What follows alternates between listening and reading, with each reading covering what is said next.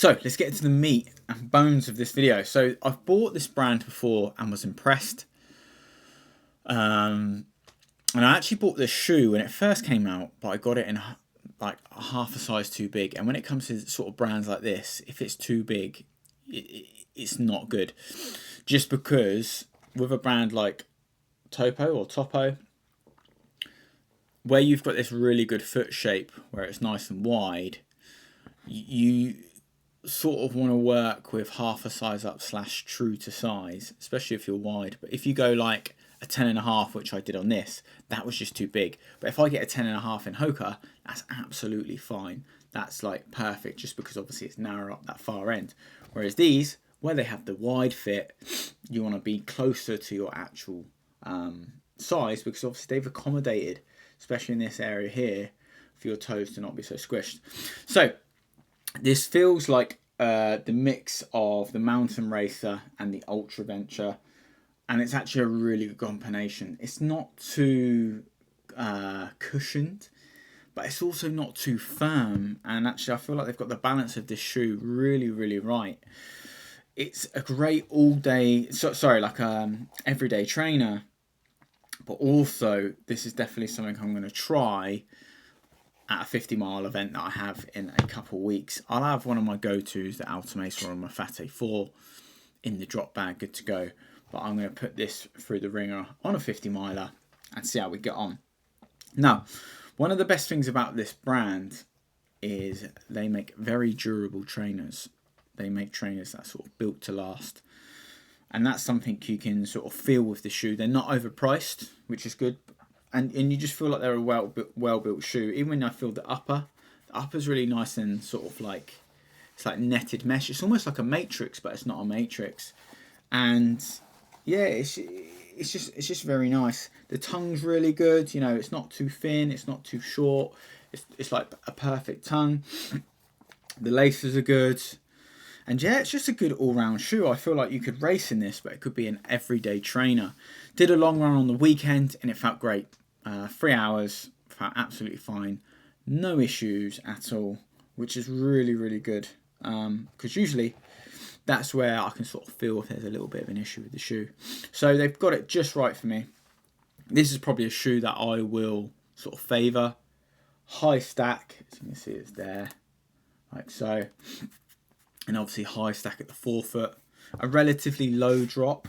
I think it's between 4 to 6 mil, which is their usual go-to with these types of shoes. But yeah, TOPO Vista.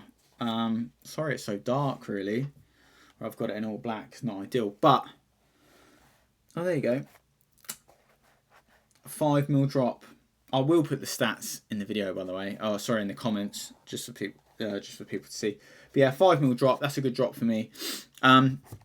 So what's different between TOPO? God, that's going to annoy me now. TOPO and Ultra. I just feel like these are a more durable shoe. I used to love Ultra, but the problem, I was really limited by the zero drop thing. Now I've always thought, and they are going to this direction, right, is Ultra miss out on a lot of the market because they are zero drop.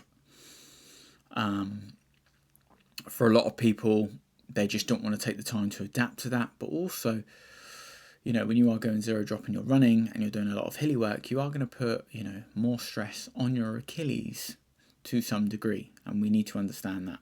And a lot of people just don't want to spend 6 months adapting to a shoe. They just rather get on and train, which I understand. And I'm for that. That's exactly what I did. You know, I spent time building up and I was like, God, I've got races coming up. I need to just get on with this. So yeah, this brand for me, they've got it really well. They've gone right. Foot shape shoe, but let's not make it zero drop. And Ultra obviously moving into that space, but it'd be really good if they did some of their models zero drop or like a small drop. But yeah, more durable, I'd say, these types of shoes. Built better for Euro trails. I definitely feel that Ultra is very good at really well groomed sort of American trails, and you sometimes see that with European brands as well, whereas TOPO just feel a little bit more robust. The upper's good, the tongue's good, the heel collar's good, The outsole's really good. They always get the outsole really well. So this is a Vibram outsole, but they have obviously a very good relationship. Like the Vibram compound they use for Topo, in my eyes, is far better than the compound they use for Hoka. So yeah, that's just something to be aware of as well. Because let's be honest, when we're spending upwards of £140 on a shoe, I want to be able to put some mileage on it. So yeah, there's my first impression of it. Good all-rounder, probably a race shoe for most, but also a good daily trainer. I'll put it through the ringer on the 50 miler, and that's when I'll do my next video on this, because I feel that's where I can truly see how I get on with this shoe. So hopefully that video has been helpful. Yeah, good shoe. Looking forward to running it. I've done about 6 or 7 runs in it now and 1 long run. So yeah, I'm trialing it for every session, even some of my speedier sessions, and it feels good. It feels very good. So yeah, hopefully that's given you a nice little insight into the Topo Vista.